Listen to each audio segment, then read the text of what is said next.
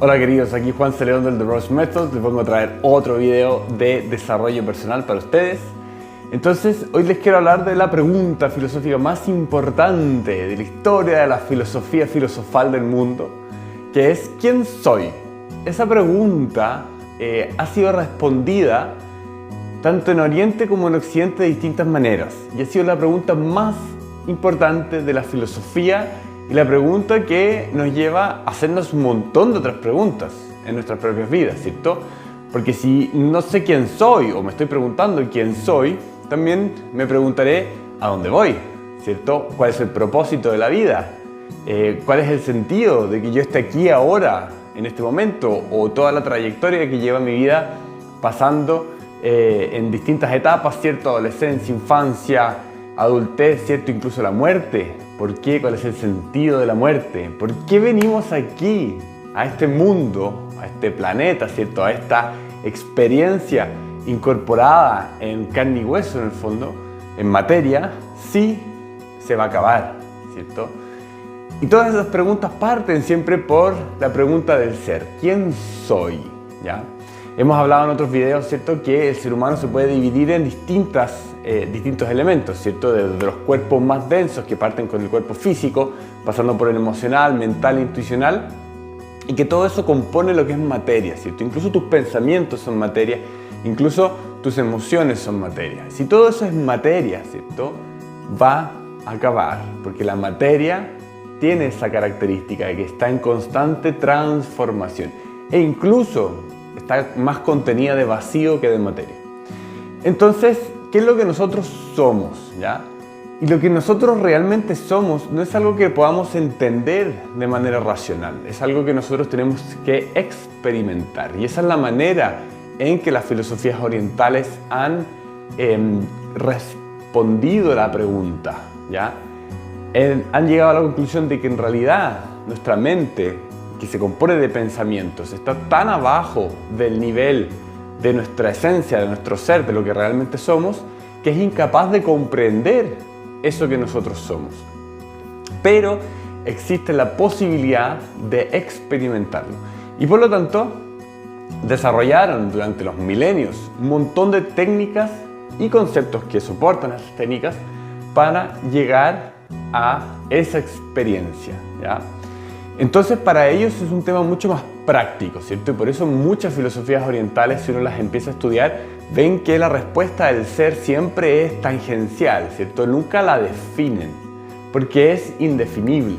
No se puede definir con palabras, porque al encapsularla dentro de una palabra, nosotros como seres humanos comenzamos a llenarla de conceptos, y esos conceptos limitan cada vez más ese concepto del ser, por lo tanto, deja de ser lo que realmente es.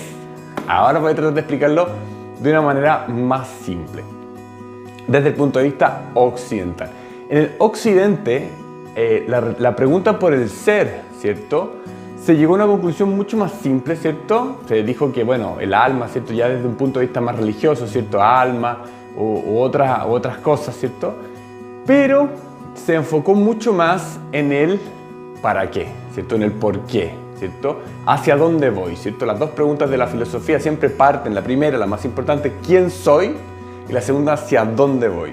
Occidente se enfocó mucho más en el hacia dónde voy y se enfocó principalmente, estoy haciendo un resumen bastante resumido, valga la redundancia, de lo que la filosofía occidental propone, pero básicamente es enfrentar la vida con responsabilidad, con libertad, responsabilidad, básicamente todo lo que se originó a través de la tradición judeocristiana, que es la que sustenta todo pensamiento filosófico occidental, que tiene que ver con aceptar la realidad, ¿cierto? Aceptar el sacrificio de la realidad y actuar con responsabilidad y en base a la verdad. La verdad y la responsabilidad, que está de la mano con la libertad, son elementos fundamentales dentro de la filosofía occidental. Ahora, como les decía antes, Oriente fue más allá, fue hacia la aceptación del mundo también, que es re importante, pero es esa conexión directa con el ser. Esa experiencia que se vive, por ejemplo, en estados meditativos profundos, ¿ya? Y para eso hay niveles de profundidad. en los que uno va avanzando hacia estados cada vez más expandidos de conciencia. Entonces, un error muy común que ocurre en este proceso de buscar nuestra esencia, lo que realmente somos, es que nosotros pensamos que más allá del nivel mental, todo es más o menos lo mismo. Y no es así, ¿ya? Fuera, más allá del plano mental, ¿cierto? Cuando entramos en estados de meditación profundo, cuando entramos en el sueño profundo, cuando experimentamos ciertas catarsis, etc., todas esas cosas son distintas, ¿ya? Son lugares distintos más allá de la mente. Entonces es muy importante tener conciencia de eso, porque no todo es lo mismo, ¿ya? Nosotros, como tenemos una estructura judeocristiana donde hay un monoteísmo, creemos que más allá es todo solamente una cosa, ¿ya? Y en realidad hay una riqueza de experiencias, de estados de conciencia y de distintos lugares del inconsciente colectivo, incluso que se pueden llegar a través de las técnicas y los conceptos que se desarrollaron en Oriente. Entonces, uno puede llegar a distintos lados. Por eso, por ejemplo, existe el concepto de nirvana en el caso del budismo, ¿cierto? Y existe el concepto de samadhi en el caso del hinduismo, por ejemplo, ¿cierto? Son dos estados de conciencia distintos, tienen distintos nombres y se llegan de distintas maneras. Son cosas distintas, ¿ya? Entonces, es muy importante saber eso.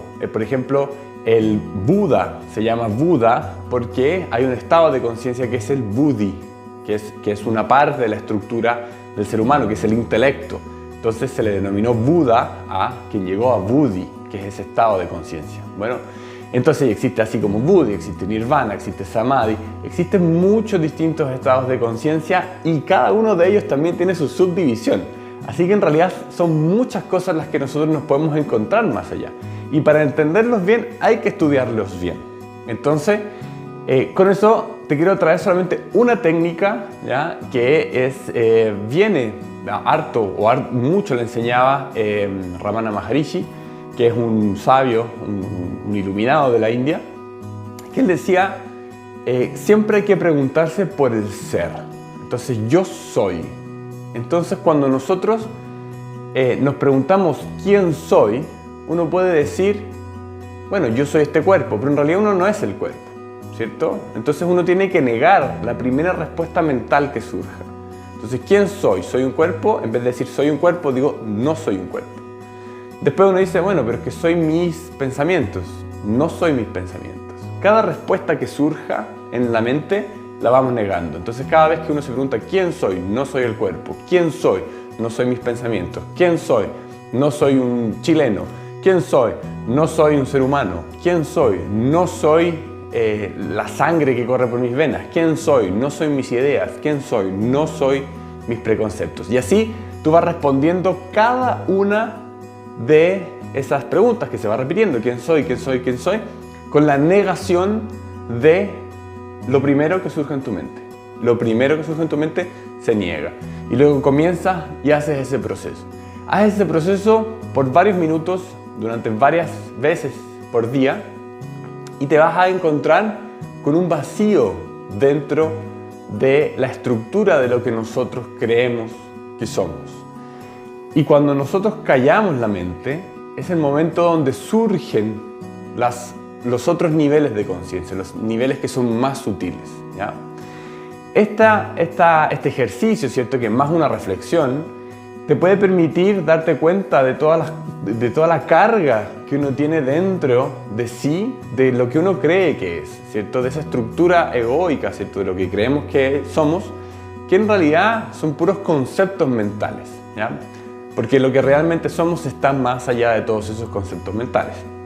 Y por eso este ejercicio, que es interesante hacerlo de vez en cuando para darse cuenta de eso, si nosotros complementamos con una meditación diaria, que nosotros con regularidad podemos entrar en ese estado en el que nuestra mente se identifica solamente con una cosa, que son las técnicas de meditación que enseñamos en The Rose Method, puedes con el tiempo ir identificándote con ese objeto de manera tal que tu mente para. Y realmente las ondas mentales paran y puedes entrar en un estado que va más allá de la mente, ¿cierto? Y un estado que se caracteriza por ser muy, muy, muy placentero. Y al mismo tiempo, ese estado no es solamente un estado, son niveles de conciencia.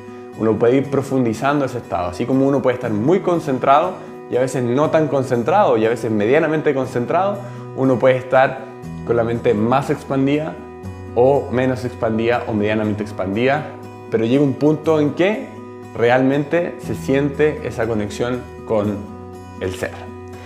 Te dejo esa información, espero que te haya gustado el video, un poquito más abstracto, un poquito más complejo de explicar. Y bueno, déjame en los comentarios si pudiste seguirlo o no.